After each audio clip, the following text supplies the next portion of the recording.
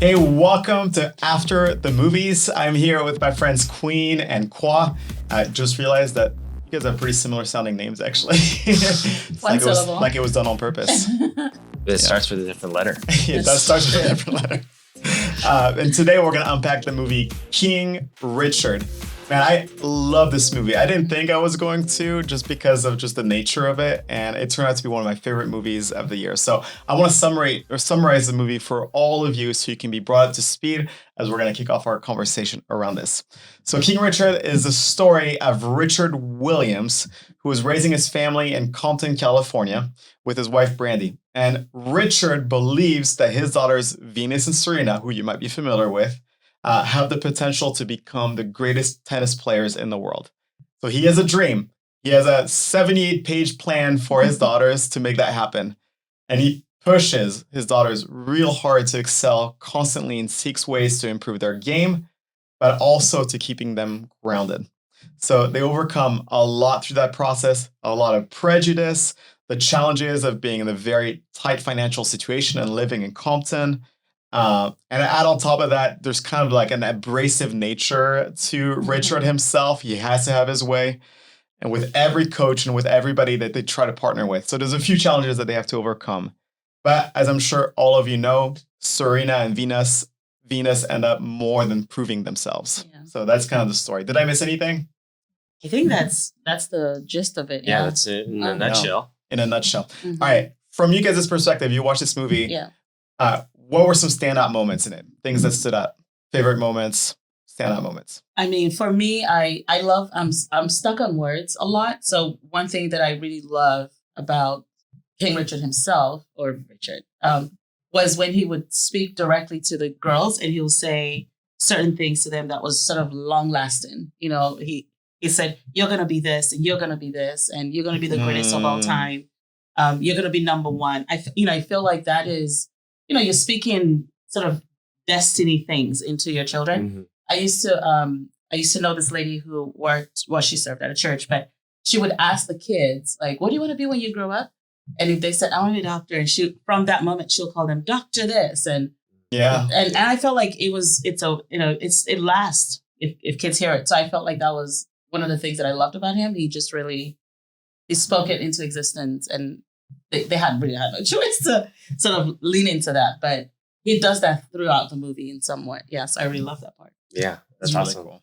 Yeah, for me, I mean, sometimes when I watch a movie, I look at it from an angle of what I'm coming from. So when I'm watching it, I'm looking at more of like the mindset of like dad. Like, okay, this guy's like, he wants his kids to be successful. He has a plan for them. But it's not just him like writing out his kids to fulfill his own dreams or something like that. You see him like, having a job. It's not a glamorous job. Yeah. And he's doing everything he can to make sure that his kids are like, hey, it's not about just sports. Your studies are good, and you guys are helping out around the house, even the business itself and stuff like that. So I think it's helping make the kids well-rounded. So I kind of look at that like the struggle of being a dad. You want the best for your kids. And sometimes you just like, I'm not sure how it's going to happen. So I'm just going to hustle. I'm going to try to do whatever I can to do it. So, yeah, that's good. Yeah, the thing that struck me, I mean, I guess it's the overall arching theme of this, but it's like the power of belief in this. Like, man, he made it happen against a lot of odds, right? And his belief never wavered. Like, I don't know if maybe his daughters were like already exceptionally good, and so that like inspired him. Yeah. But there was something about him that was unwavering.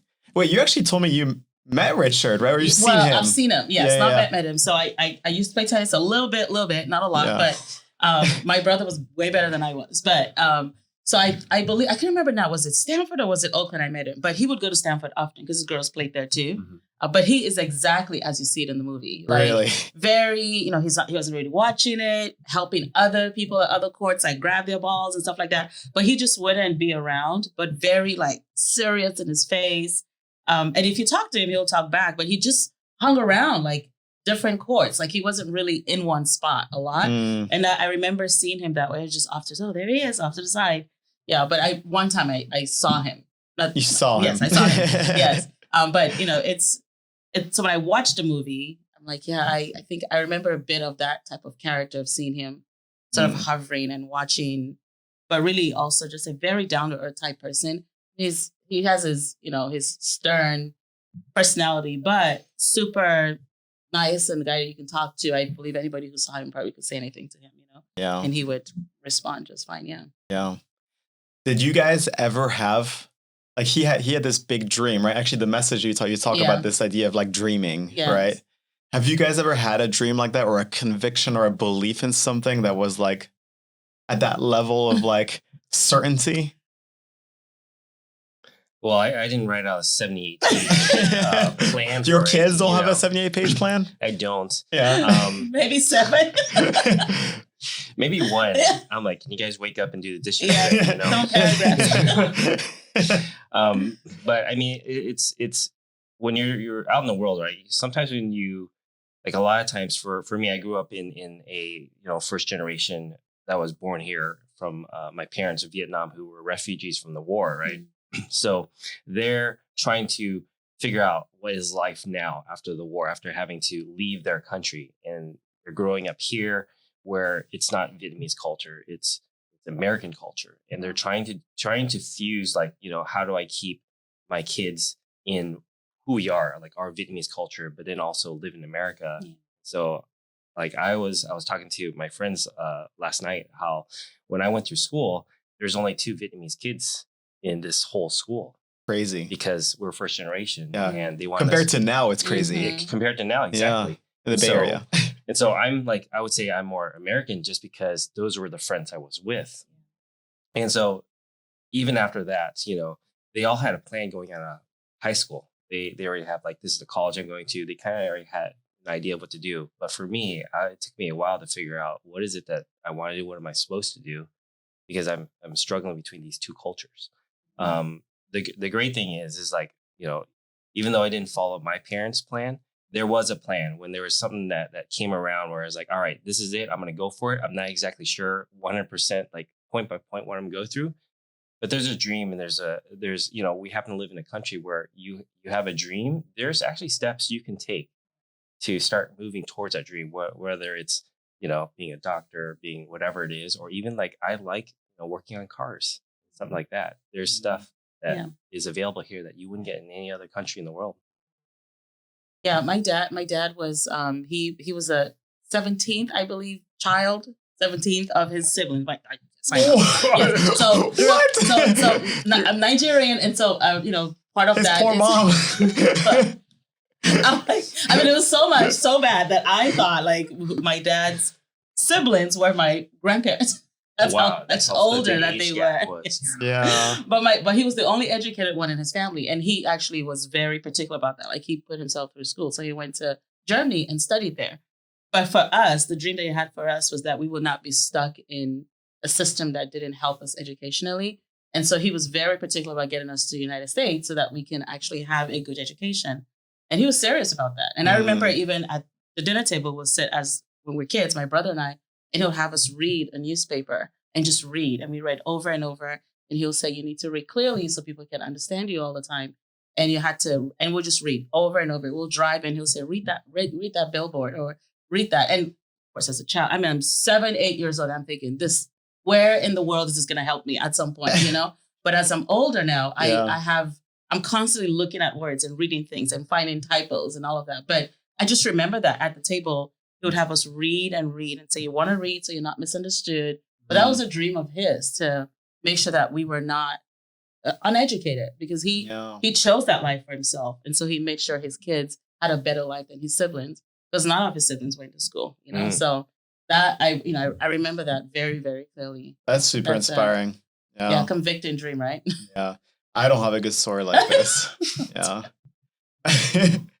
I don't think my parents had that kind of, I think my parents were very much like move with the spirit kind of thing. So it wasn't like planning ahead that far out was not something that we necessarily thought of too deeply, necessarily in our lives. But you speak French. Yeah, but I grew up there. Well, you had to Did you have to speak it at least to practice a lot more of it? But I lived there. Oh, well, it's true. Like through my teenage years. And so it was it was actually learning English when we lived there that was more effort.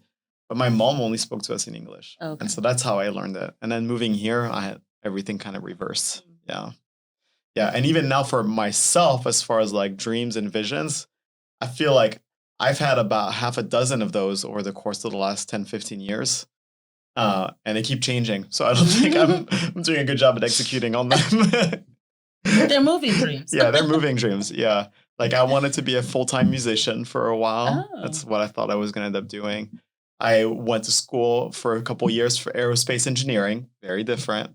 Oh. And then ministry in church afterwards. So yeah, I'm sticking with this one though. I'm pretty sure. Yeah. In your message that you did on this movie, you talked about the dream of Richard and then the dream and the story of Joseph, back in Genesis, Joseph.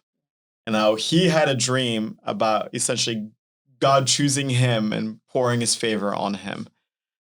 What's the difference? Like, apart from obviously the spiritual side, both of these men have these clear visions and dreams of where it's going to lead them.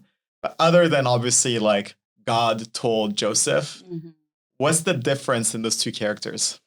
Yeah, and I think certainly for Richard, he was in control of how the dream was going to execute in a way. That's true. Because he wrote it out himself. Joseph he just had a dream one day. And he ended up in a ditch. Right. So I think for Joseph, the difference I would feel like for Joseph, he just was at the mercy of whatever and whoever he was in front of, and not knowing if this was some random, he just have too much pizza and have this dream one day. Yeah. But, God's hand was on him, but he, probably just couldn't feel it all the time. But Richard was like, he wrote it, he knew it, I'm going to make sure. And so he had the right conversations. So I think it would be, the control of how to execute it would be the difference, I would think, in both of them. Good. Yeah. Yeah. I know you've had more time to think about it because you actually preached the message on it. Do you have any thoughts, Kwa? Yeah, well, it's one thing to have a dream. It's the other part is like trying to figure out like, well, how would this dream come to fruition? And, through the story of Joseph, right? It's all the things that happened to him was every step of the way, especially when there's bad things that happen to him, right? There's something that he learned in that situation, right? There's like, he learned to manage the household that he was in before he was accused of, sexual sin, that put him in jail. And then in the jail, he learned to, a lot of the high executive, high level, like it wasn't just like a regular jail that he was at. He was such a model citizen, I guess, inside the jail that the warden, had him running the jail. And so he got to meet all these like political people and stuff like that. And he learned from them. That led him to like the next step and the next step and the next step. And so for me in my life, I was thinking like, that's like, I kind of did that too. I kind of knew like I had to be a successful person, like build a career for myself. I didn't exactly know how that happened. So I jumped from job to job. My mom would always ask me, is like, are you happy at your job? Why are you changing again? I'm like, well, that's the nature of Silicon Valley. You move. Yeah. And each job that I land at, even though they're kind of the same, sometimes they're not, you learn certain skills. And so you come to your next job with not only like, okay, I've had this many years in like IT, but I've also been like a care home administrator. And I've also worked for a bunch of other jobs. Yeah. And I take all those skills and I stack them together. And this is what I bring to the table now here. So that's why I see it like, not saying that I'm Joseph, but that's where I see the similarities. Yeah. I was thinking about this question also. And I think a big difference, similar to what you were saying, Queen, is their posture. Like, not only did things just happen to Joseph, but he had a real humility about him in his response to what would happen to him. Because all the wrong things happened to him pretty much back to back after his dream was shared. And it was wrong thing after wrong thing after wrong thing. And he responded the right way, and had a humble attitude. Versus Richard, I don't know that it was pride, but he had to kind of push himself through that. And there's a difference in the kind of effort that they were putting in to seeing the dream come to fruition. maybe it was one was God moving through it, and the other one is just his own force and human ability. Yeah. I don't know. Maybe Yeah, one of those. I feel like even with Richard, because he shares a story in the movie where he tells his girls about some things that he went through in his younger years, and I can see him not wanting that to be a story for his girls. You know, he had all girls, as a matter of fact. So that's like Yeah. It that's wasn't just different. Venus and Serena. There was Yeah. 4 or 5, right? I think 5 of them, and that's Yeah. a different type of protection as a dad in a neighborhood like that. You know, and I think I love his drive of trying not to have what happened to him in a sense repeat itself, because he spoke a different, like his English is a little bit different the way he spoke. Yeah. But his kids, his oldest was going into something even better as well. But I love that about him, that he didn't allow his own obstacles or his own challenges as a young man to stump his growth for his kids, and he just continued to push them further. Yeah. Definitely a perseverance to it. You know, like if no, you don't accept no, you kind of find another way around type of deal. And I mean, in some of the parts of the movies, it just felt like he was just wearing down the guy. Like you'll eventually say yes to me. Yeah. Yeah. So I want to double click on that a little bit. So like there was this like immovable nature of Richard. Like you could not get around him, right? He was like a wall. Once his decision was made on something, like this is the way. Yeah. Obviously, like sharp elbows, you couldn't disagree with them. He needed to have his way. And in the end, he was kind of proven right? Yeah. Because his daughters ended up being like some of the greatest athletes of all times, right? Yeah. Definitely in tennis. Mm-hmm. My question, I guess, with that is, was he actually right, like, to go about it the way that he went about it? Like, is that healthy? I struggled with that too. When I was watching it, I was thinking, man, this could have gone really bad. Like he could just be like, hey, we can't do it. We can't do it.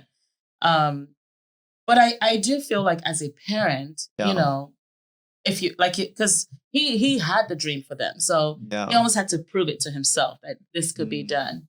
But I also love the way he would talk to whomever he's talking to. I love when he told the one guy, you're making a mistake, but I'm gonna allow you to make that mistake. I thought, man, he's so prideful, like in a sense of like, man, he's always an arrogant, is just like confidence, Yeah. But I'm sure the person is thinking, oh man, I made a mistake. I should have, had to coach these girls. But I as a parent, you think like, okay, you want what's best for your kids. You really do. And as the adult, you're gonna do everything you possibly can. Because your life is a lot more limited than theirs. And so you want to give the best you can. So I feel like I would fight the same, for my kids. But there are some parts I'm like, man, that's extreme, like, would I go that far? Yeah. But the story ends so well now. It's crazy. Because they didn't, they couldn't, I don't think they could have gotten out of the situation themselves if they didn't have such a strong, confident dad to get them out of that. But no. Yeah. Along the lines of that father thing, I mean, I just remember parts of the movie where, like it progressed to a story where it's like for a while they stopped playing, and the media was coming after him saying like, well, how come she's not playing? How come she's not playing? Is she going to be okay? And he's like, don't talk to my kid like that. We're not asking this question. She already answered the question. And there are certain points where he built that dream up, and he like encouraged them in that dream. And then towards the end of the movie where, you see stuff about like certain deals that were coming along, and through the lifetime that they've built together, the kids have seen like, you don't take the first offer, all these things, like you don't, like, even though someone puts a nice shiny thing in front of you, like that might not be the best thing for you. And he even like in the movie, like, all right, it's going to be your decision now. So he's kind of like built this like confidence in them over the years as well. And I'm pretty sure that he did it with all his kids, not just these two. And it's just that these two are the ones that wanted to play tennis. Yeah, I'm like, what happened with the other 3? We know that? Is that part of the story? One of the girls passed away. I remember during one of the matches that it was a thing. I don't remember which one it is. But the oldest daughter, she, I think she was in cosmetology, I believe. Yeah, and in the movie, she was in college. Yeah, they're all successful. And they all stay and watch them, because I've been watching the girls for a long time. So they're all there watching with their sister, whichever sister it was when they were playing. Yeah. The thing that struck me, because there's a lot of sports movies, not necessarily based on true story, but some of them are, Mm-hmm. where you have that like driven parent that pushes them. Yeah. But then it builds this like tense relationship between them. And then the sport is even becoming something not that they love the sport, but it's becoming like a duty almost to their parent. Yeah. And it creates this like tension with the family. And I didn't sense that in the story, at least the way the movie portrayed it. Yeah. It seemed like there was genuine love between Serena, Venus, and their dad. Yeah. Even though he pushed them hard. And the movie made it seem like real hard. Yeah. Playing in the rain, in Compton, in the bad neighborhoods, all those things. Yes. And he pushed them. And yet it didn't seem like they were ever having any sense of like resentment, disdain for it. I don't want to do it. Like typical teenager stuff, essentially. Yeah. Yeah, I think that's interesting you say that too, because watching them, they were never tired. Well, I mean, they could have been tired, but they just stayed joyful. They enjoyed being with each other. I think they saw the gift and the possibility of something different. And so they trusted their dad, like they put all that in their dad. And I love that they still stayed in school. They were doing things, they were still studying and so even the girls, I give them credit too, for because they also had to believe that dream, right? To allow themselves to be pushed that hard, right? Yeah, it couldn't just be their dad's dream; it had to be theirs as well. Yeah, that's good. What about the? This was also another striking part of the movie, I thought, in the relationship between Serena and Venus. Yeah. Venus is the older one who needs to go out there first. And Serena essentially has to watch her daughter and not play for a little bit. She has to give up her own dream temporarily for that relationship or to pave the way essentially for the both of them. Yeah, that's a... Well, I mean, it ended up being a great, situation for them, right? Serena did great. Like she was pretty good afterwards. Yeah. Yes. I mean, just the idea of like, getting coached by professional coaches for, I mean, at least in the movie, it says for free, really, right? So they had an opportunity that landed there. Like they had to take what they had to take. But it wasn't like she just kind of like, okay, well, my time's done. Yeah. And even the mom, right? She saw that too. It's like, hey, the work isn't done for you here. And, how in the movie they kind of snuck her into the tournament, and I was like, hey, your daughter's doing great. Like, oh yeah. I was like, not that one, the other one. And they're like, you didn't tell us you had two. Yeah. And you're like, what do you mean there's two? Yeah. So, I mean, it's great that the dream is not just for one person, it's for both of them. And, all throughout their career, right? You've seen like historical battles between the sisters. It's always like headline when you say it was like, all right, Venus and Serena again in the finals. I mean, I think it's been fun to watch that because it's cool. You have that special dynamic, but you can see in the movie how it's like there's a genuine love, there's genuine joy, and they just love playing tennis. Yeah. It was a little bit. It was a struggle for Serena, though. Oh, I'm sure it was. In there. Yeah. I'm sure it was. It's hard. I mean, you can relate on so many levels if you're watching something else sort of unravel before your eyes, whether it's a sibling or whether it's a friend. And we've had people who maybe you've studied, gone to school for something specifically, but you're with another friend and that friend gets the job, and you're like, well, I'm the one with the experience. I mean, it's a very hard thing to watch when you're like having to take a back seat. But I thought, okay, well, because I have two girls, so I'm thinking, like how could this play? If something like this happened, my kids are not they're not further in age than these two girls, but it could happen, where you see one person have to watch the other person excel in the things that you love too, but they share the same passion in a sense. And when they were pursuing that dream together their whole lives, and then it was like they were like on track together, performing greatly together. Yeah. And then it was, Serena, you have to wait. Yeah. Yeah. You know what I love about Serena too, as they showed in the movie, is that she, like you said, she didn't lose heart of her own dream too. You see her watching the field, the court. You see her kind of like looking at her sister as she's going, but she stayed in it, stayed happy for her. And then her time came. Yeah. in a sense. Yeah, and we all know. I mean, you're Mhm. watching the movie, you feel a little bit sad for Yeah. her, but we're like, But you you're know gonna the be end. okay. You You're know gonna the be end, just like, fine. Serena, you're number one. Quiet for some time. Yes. Yeah, Yes. She's doing fine. That's She's good. still doing fine. Yeah. Yes. All right. So, well, we're gonna wrap up in a second, but so I guess my last point or question for you guys. So Richard had 78-page plan, which I was trying to think of like, what would that mean? Yeah. Like 78 pages is a lot. Like thinking of filling 2 pages of a life plan for my kids seems like a lot. 78-page plan for his kids. If God had such a plan for our lives that was in that amount of detail for us, what would be the burden and what would be the blessing in having such a great plan? That's a great question. Man, if I knew that I had a plan like that for me, I mean, in one case, it would be like, all right, I don't have to think about anything. I just follow the plan. But then there's the burden of like, there's expectation that this is at the end of this plan, this is what the result would be. Mm-hmm. And if I follow it, will I actually have that result or not? I Yeah. think there's a burden in there. I mean, the kids were always told that, they would be the best in the sport and they followed their plan. They trusted their dad. But I wonder if there's doubt in any of that, especially when, but dad, we live in this type of neighborhood, or, you look at the sport itself, right? There's no one of color in the sport and stuff like that. All these different things that could bring him doubt, but there's that confidence that he always brought, like, no, you can do this. You can do this. You can do this.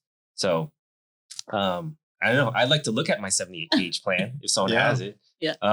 Those things you just said, though, don't you think those are things that God says about us? Well, so as I'm listening to you, I mean, our Bible is our plan, I think, in a sense. Like the Bible we have has all these promises that God has said and spoken over us. It's just we choose sometimes to maybe pick and choose what we feel like is right for that moment.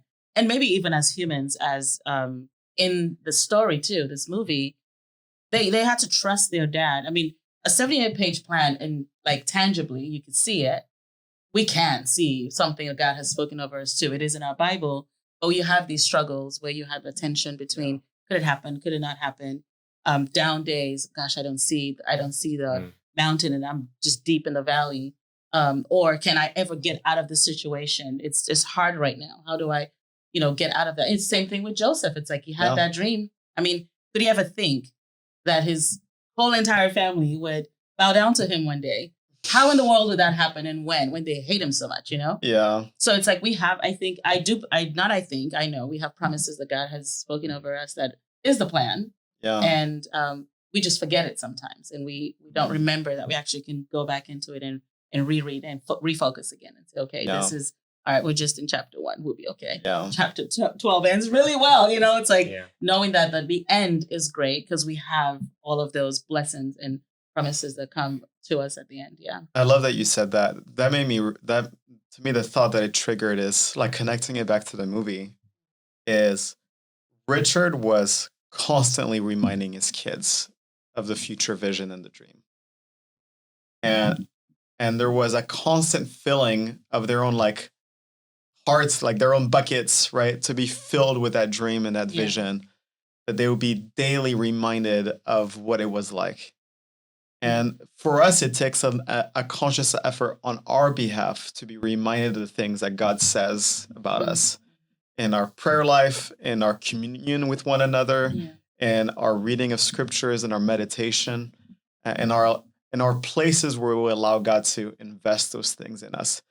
But there's a real need on our part to do this, right? Yeah. I love, too, that there's a time and place for everything. You see it even in the movie. They eat together, which is community. It's like community. You make sure they eat together. Then they work really hard. They practice really hard. Then they go out, maybe shopping or something. But there are all these things that he does that keeps them humble. They watch a movie together, and these lessons he's talking about. It's not just all work hard, practice.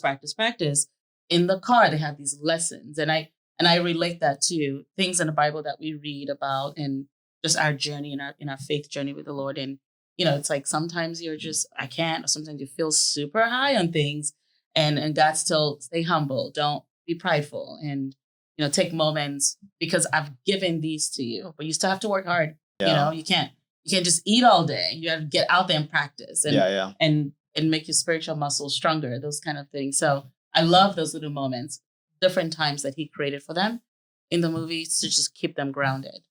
Yeah. Awesome. Yeah. Well, Queen, thanks so much for spending time with me unpacking the movie together. I hope you guys were encouraged by this talk. You'll join us again next week as we're going to cover our third movie, which is Jesus Revolution. Join us at one of our campuses in Sunnyvale, in North San Jose, and in Fremont. You can check our service times at Echo.Church. And if you want to join us online on Sundays, we're going to be at Echo.online.church. That's our church line platform on which we're showing the live services on Sunday. And we'd love to see you there as well. Thanks so much, and hopefully we'll see you next time.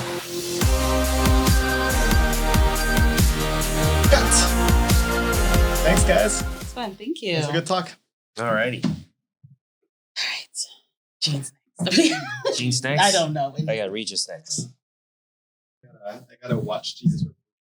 I haven't seen that one. I haven't seen it either. It's the only one I haven't seen out of all the movies. Yeah, I saw Puss in Boots.